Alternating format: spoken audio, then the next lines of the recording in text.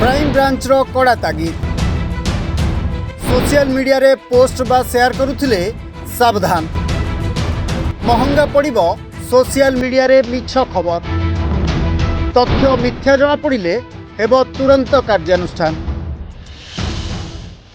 Digital जुगरे social media रो व्यवहार फल रे हाथ मुठारे मिलुछि सब खबर हेले ई खबर केते सत और केते मिछ एने एबे घारिछि चिंता।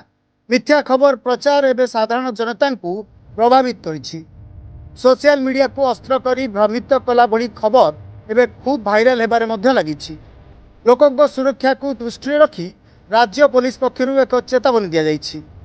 साधारण लोकों को भ्रमित कला भली कौनसी खबर सोशल मीडिया रे अपलोड न करिबा उपरे बेस गुरुत्व दिया जाउछि। जदि कौनसी व्यक्ति मिथ्या तथ्य किंबा कौनसी मिथ्या खबर प्रचार करुछंती तेबे सेमानंक विरोध रे कड़ा पदक्षेप निया जिबा नै राज्य पुलिस पक्षरु चेतावनी दिया जाइछि। सोशल मीडिया को अस्त्र करी भ्रमित कला भली खबर प्रचार उपरे नजर रखिबाकु जाई राज्य पुलिस क्राइम ब्रांच पक्षरु एभली तागिद होइछि। एणिकी सोशल मीडिया रे घुरी बुलुछि मिथ्या खबर जहाँ साधारण लोक किंबा कौनसी शिक्षित वर्गर लोकक उपरे एहार कुप्रभाव देखिबाकु मिलुछि। एक विशृंखलित परिवेश जहाँ साधारण लोकंक सद्भावना को क्षुण्ण करुछि जहाँ दृष्टि रखी सोशल मीडिया व्यवहारकारी किछि तथ्य बा खबर निज आकाउंट रे पोस्ट करने पूर्व यार सत्यता जांच करिवार आवश्यकता एवं बाध्यतामूलक।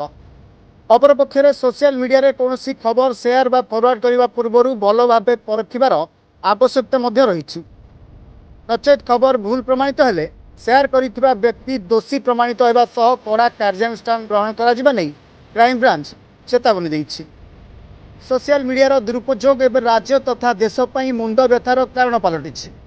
आर्टिफिशियल इंटेलिजेंस माध्यम एवं समस्त पोस्ट जांच होइछि।